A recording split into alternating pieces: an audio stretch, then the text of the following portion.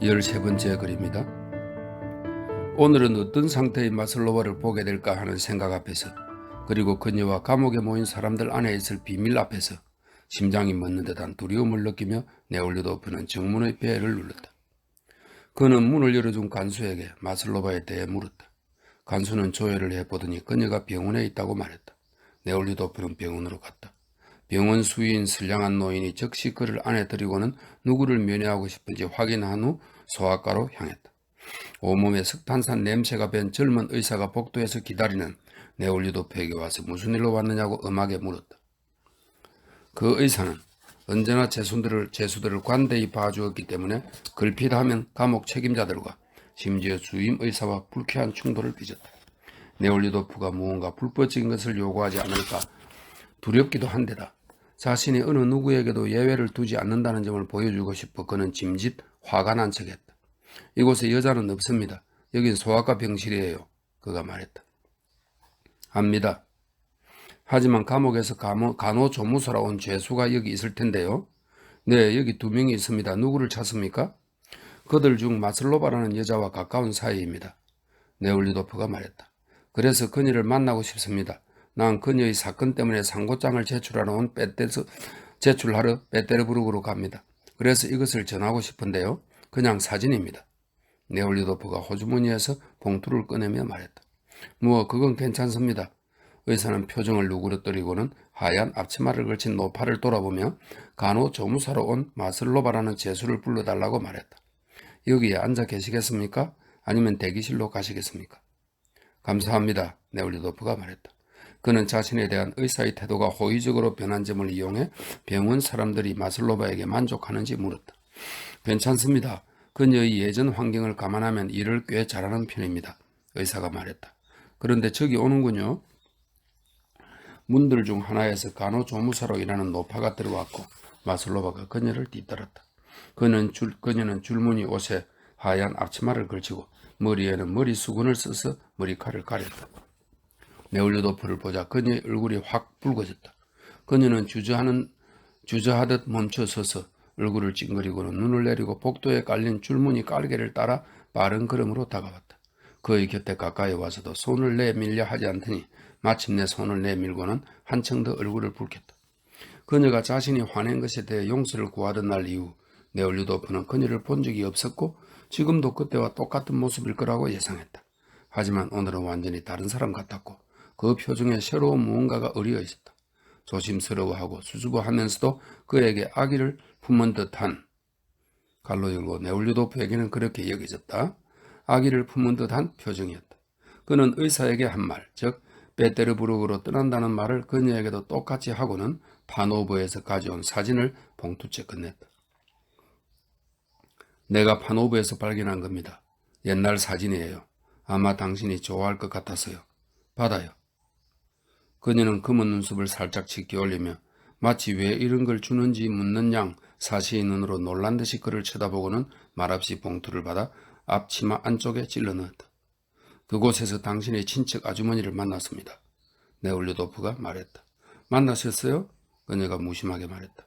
이곳은 괜찮은가요? 네올리도프가 물었다. 괜찮아요. 좋아요. 그녀가 말했다. 너무 힘들지는 않습니까? 아니요. 괜찮아요.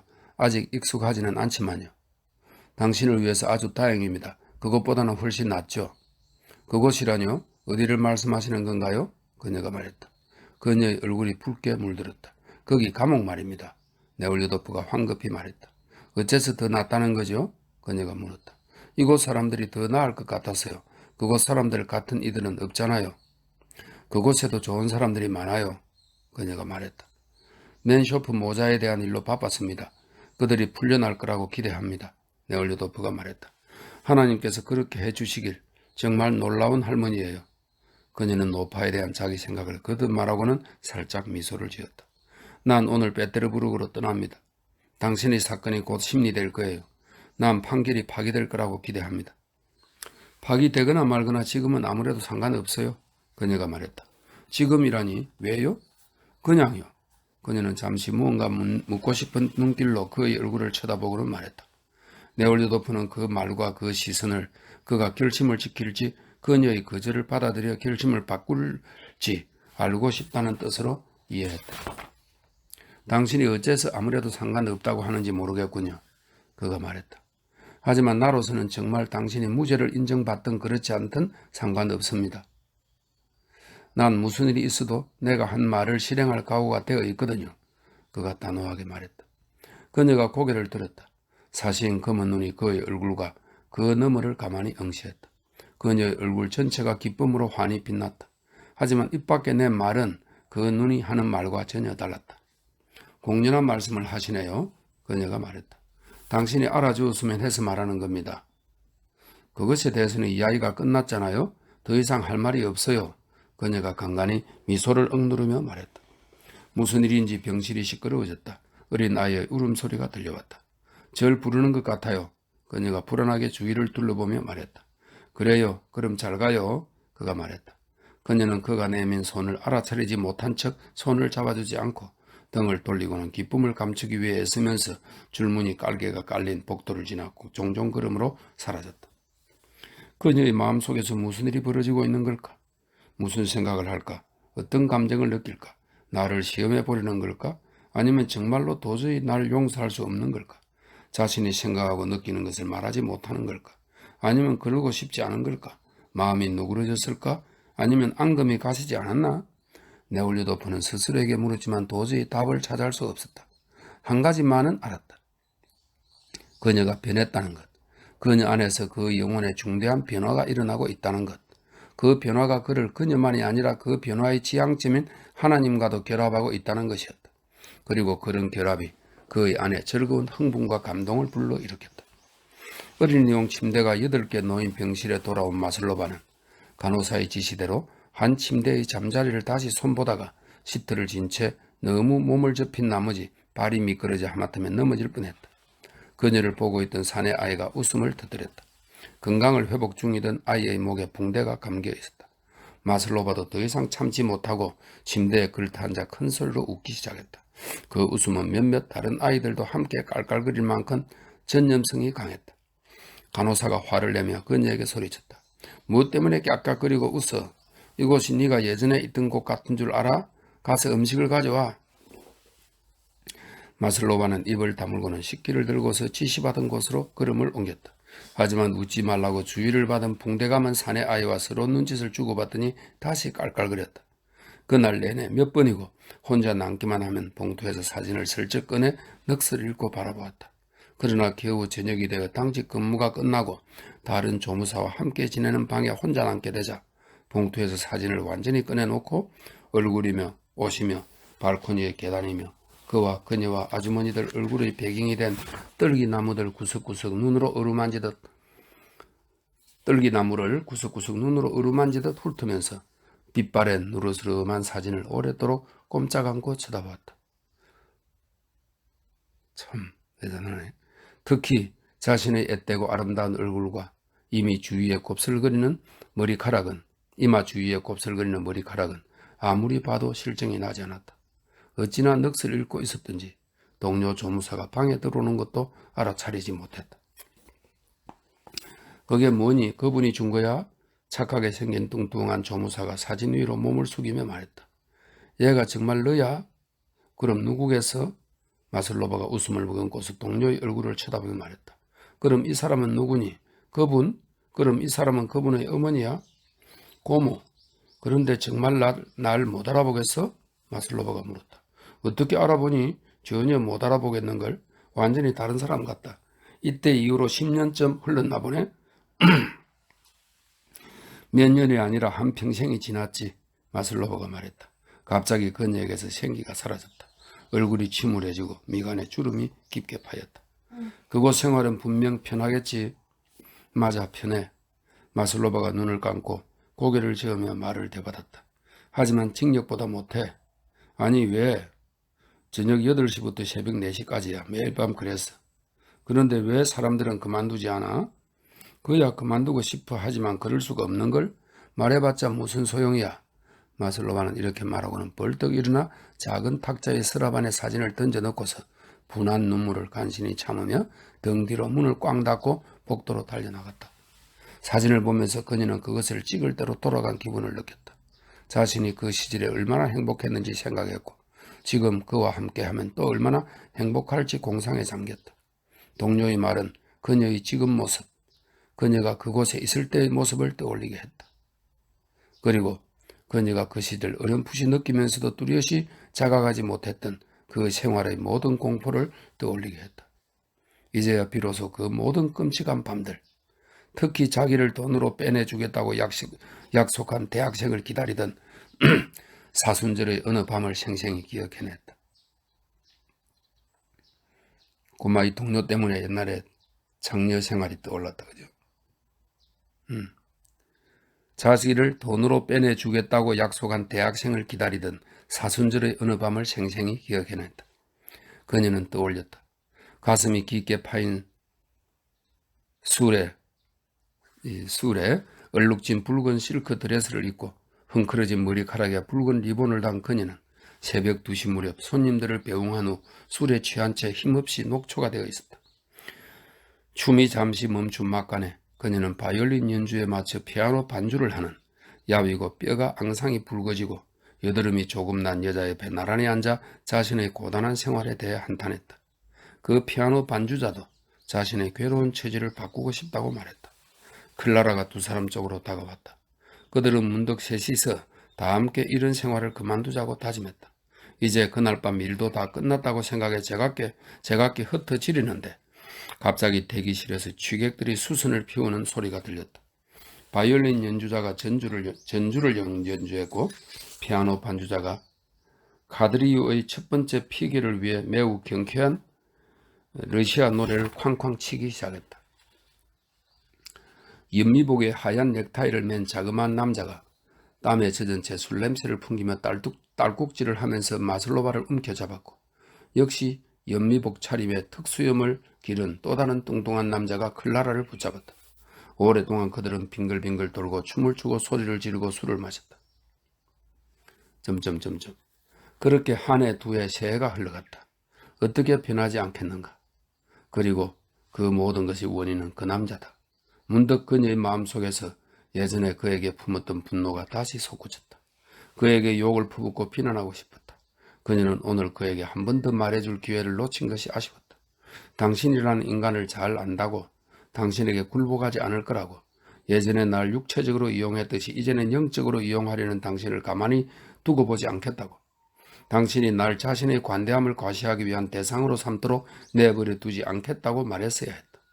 그녀는 그 고통스러운 자기 연민과 그를 향한 무익한 질책을 어떻게든 억누르기 위해 술을 마시고 싶었다. 만약 감옥에 있었다면 약속을 깨고 술을 마셨을 것이다.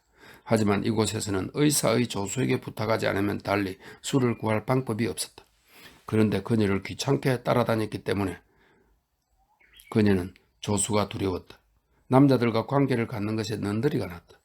복도의 긴 의자에 잠시 앉아있던 그녀는 방으로 돌아가 동료에게 아무런 대꾸도 하지 않고 자신의 망가진 인생을 생각하며 오랫도록 흐느꼈다. 안 됐네요. 14번째 글입니다. 네올류도프는 페테르부르크에 세 가지 용건이 있었다. 원로원에 마슬로바의 상고장을 접수하고 청원위원회에 페도시아 비류코바의 탄원서를 제출하고 베라 보고두홉스카야가 부탁한 대로 헌병대나 삼과를 찾아가서 수스토바의 석방이며 요새에 구금된 아들과 어머니의 면회를 위해 알아보아야 했다. 그는 이 두 가지를 세 번째 용건으로 묶어서 생각했다. 그리고 네 번째는 복음서를 읽고 논했다는 이유로 가족과 떨어져 갑차스로 유형을 떠나게 된 분리파 신자들의 사건이었다. 그는 이 문제의 해명을 위해 할 수 있는 모든 일을 하겠다고 그들보다는 오히려 스스로에게 약속했다. 마슬레니코프를 최근에 방문한 이후, 특히 시골에 다녀온 이후 네올류도프는 딱히 결심을 하지 않았지만 자신이 이때까지 살아온 환경에 온 존재로 혐오감을 느꼈다. 이 환경 안에서는 소수의 편의와 만족을 보장하기 위해 수백만 사람들이 견디는 고통이 너무도 공들여 은폐되어 여기에 속한 인간들은 이 고통에 눈을 돌리지 않을 뿐더러 그것을 보지도 못하고 따라서 자기 삶의 잔인함과 범죄성을 깨닫지 못한다.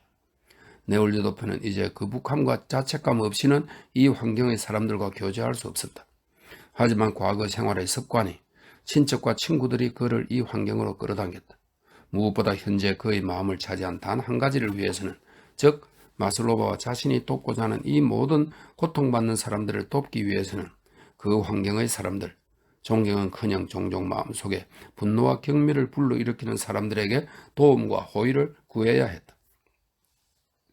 베테르부르크에 도착해 이모이자 전직 대신의 아내인 자르스카야 백작 부인의 집에 머물면서 네올류도프는 곧 자신과 너무도 인연이 먼 귀족 사회의 한가운데로 떨어지게 됐다. 그는 불쾌했지만 달리 어쩔 수 없었다. 이모의 집이 아니라 호텔에 묵는다는 것은 곧 그녀를 모욕하는 것이었다. 한편 이모는 인맥이 넓어서 그가 처리해야 하는 모든 문제에 가장 도움이 될 만한 사람이었다. 예, 너에 대한 소문을 들었는데 다 무슨 소리니? 얼마나 놀랍던지. 네올류도프가 도착하자마자 카체리나 이바노브나가 커피를 권하며 말했다. 하워드는 존 하워드라고 하는 사람인데 교도소 환경을 개혁하기 위해 애쓴 영국의 자선가인데 1790년에 러시아를 여행하던 중에 병으로 죽었답니다. 하워드 흉내를 낸다면서 죄인들을 돕고 있다지, 여기저기 감옥들을 방문하고 개선 활동도 하고 말이야. 아니요, 그런 것은 생각도 하지 않아요. 어째서? 그건 좋은 일이야. 하지만 거기에 뭔가 낭만적인 사연이 있는 것 같더구나. 자, 말해보렴. 네올류도프는 자신과 마슬로바 사이에 있었던 일을 전부 이야기했다. 기억난다, 기억나. 네가 그 늙은 여자들 집에서 지낼 때 이 사람은 이모고 그 사람이 고모이면 우리는 그 사돈지간 아닙니까? 그죠? 사형지간인데 조금 안 좋나? 그 늙은 여자들 집에서 지낼 때 가엾은 엘렌이 내가 무언가 이야기를 했어. 그 노친네들이 갈로 열고 까체리나 이바노브나 백작 부인은 언제나 네올류도프의 고모들을 경멸했다. 돼 있네요. 그 노친네들이 너를 자기들이 돌보는 처녀와 결혼시키고 싶어 했다는 것 같은데, 그럼 그 처녀니 아직 예뻐? 까체리나 이바노브나 이모는 60살의 건강하고 명랑하고 활기차고 수다스러운 여자였다. 키가 크고 아주 뚱뚱했으며 입술 위의 거뭇한 콧수염이 예, 거뭇한 콧수염이 두드러져 보였다. 네올류도프는 이모를 사랑했고 어린 시절부터 그녀의 활력과 쾌활함에 쉽사리 전념되곤 했다. 아니요, 이모, 다 지나간 얘기예요. 저는 그저 돕고 싶을 뿐이에요. 우선 그녀가 아무 죄도 없이 유죄를 선고받았어요. 저는 그렇게 된 데 책임이 있어요. 그리고 그녀의 운명 전체에도 책임이 있고요. 전 그녀를 위해 제가 할 수 있는 일을 해야 할 의무가 있다고 느껴요. 하지만 어떻게 해서 네가 그 여자와 결혼하려 한다는 말이 내 귀에까지 들리는 거니? 네, 그러려고 했어요. 하지만 그녀가 원하지 않아요. 까체리나 이바노브나는 이 말을 내밀고 눈동자를 내리깐 채 놀란 표정으로 말없이 조카를 쳐다보았다. 갑자기 그녀의 얼굴이 변하더니 만족하는 빛이 떠올랐다. 그래, 그 여자가 너보다 똑똑하네. 아, 넌 정말 바보구나. 그래서 넌 그 여자와 결혼할 거니? 반드시요. 그 여자에게 그런 과거가 있는데도? 그러니까 더욱 그렇게 해야죠. 제가 모든 것의 원인이잖아요. 아니, 넌 그냥 멍청이야. 이모가 웃음을 참으며 말했다. 끔찍한 멍청이. 하지만 그런 끔찍한 멍청이라서 내가 늘 좋아하지. 그녀는 똑같은 말을 되풀이했다. 조카의 지적 상태와 정신적 상태를 정확히 표현한 것처럼 보이는 그 단어가 특히 마음에 든 모양이었다. 예, 마침 잘 됐다. 그녀가 계속해서 말했다. 알린이 이 막달레나는 그 성경에 나오는 막달라 마리아로 통칭되는 일곱인데, 이 서구 문학에서 막달레나는 흔히 회개한 창녀를 일컫는 상징으로 사용된답니다.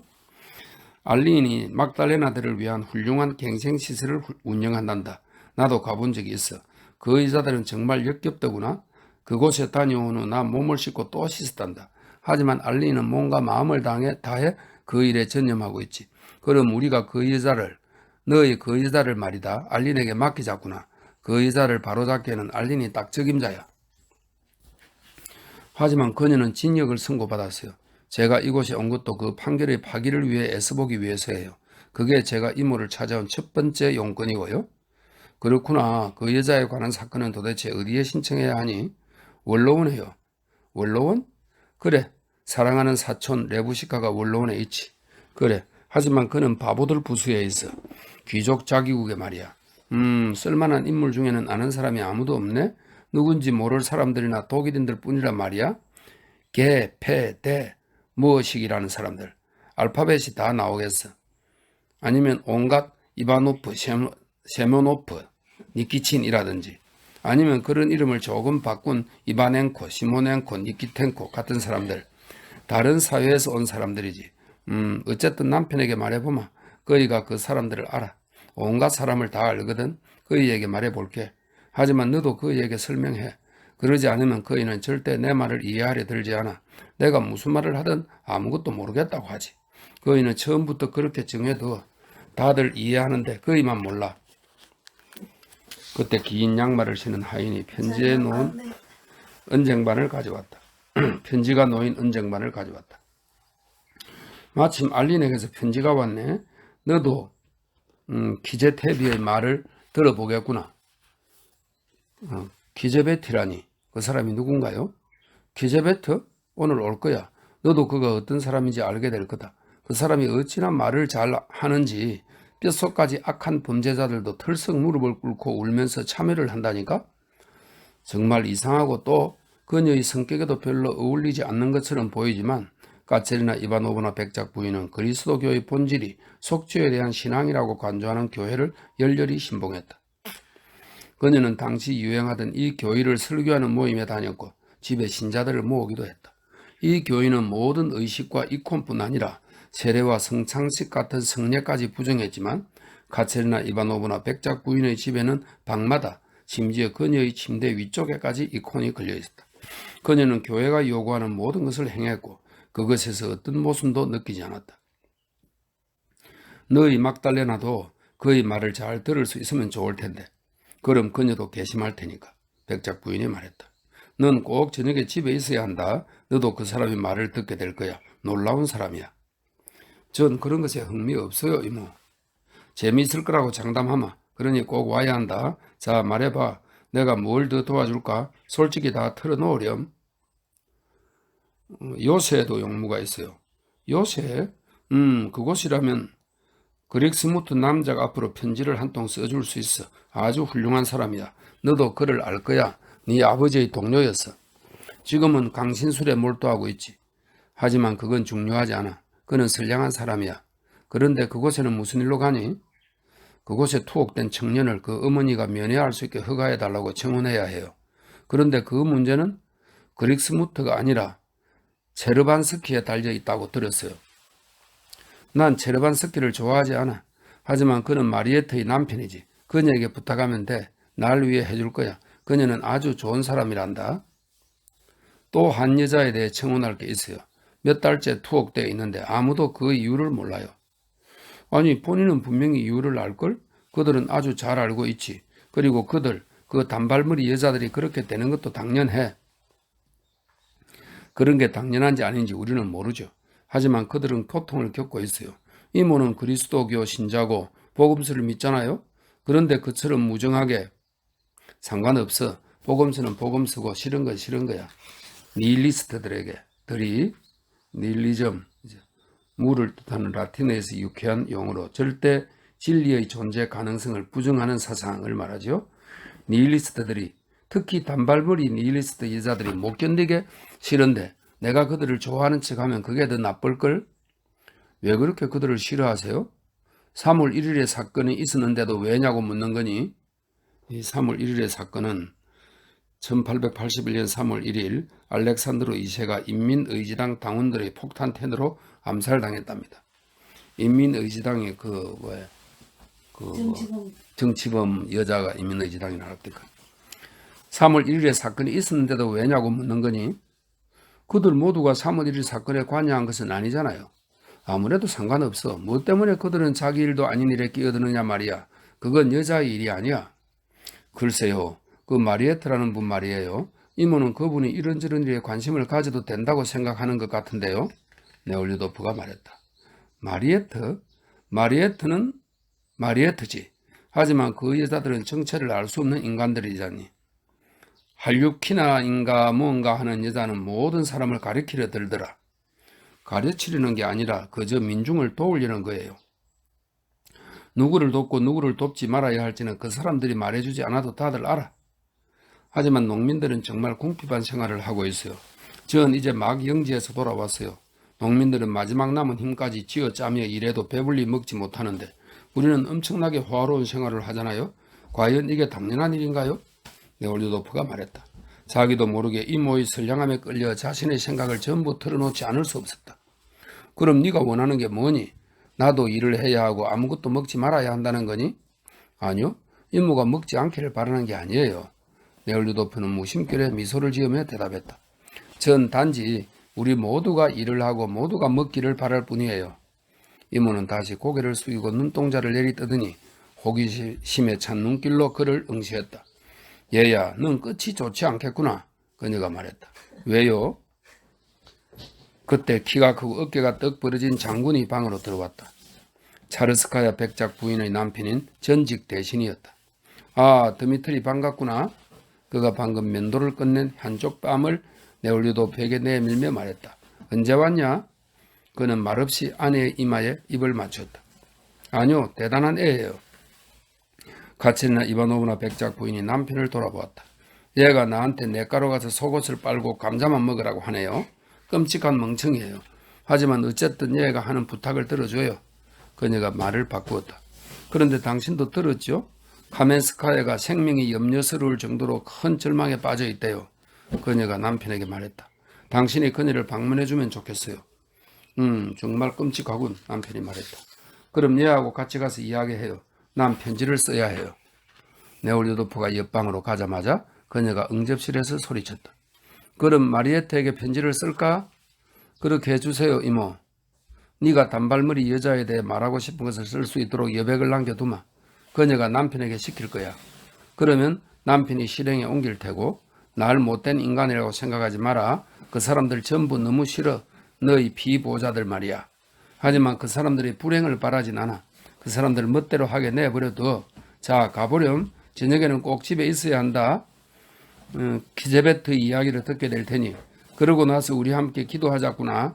그리고 네가 반대하지만 않으면 그건 너에게 큰 도움이 될 거야. 난 알아. 엘렌도 너희도 모두 이런 일에는 굉장히 뒤처졌잖아. 그럼 나중에 보자.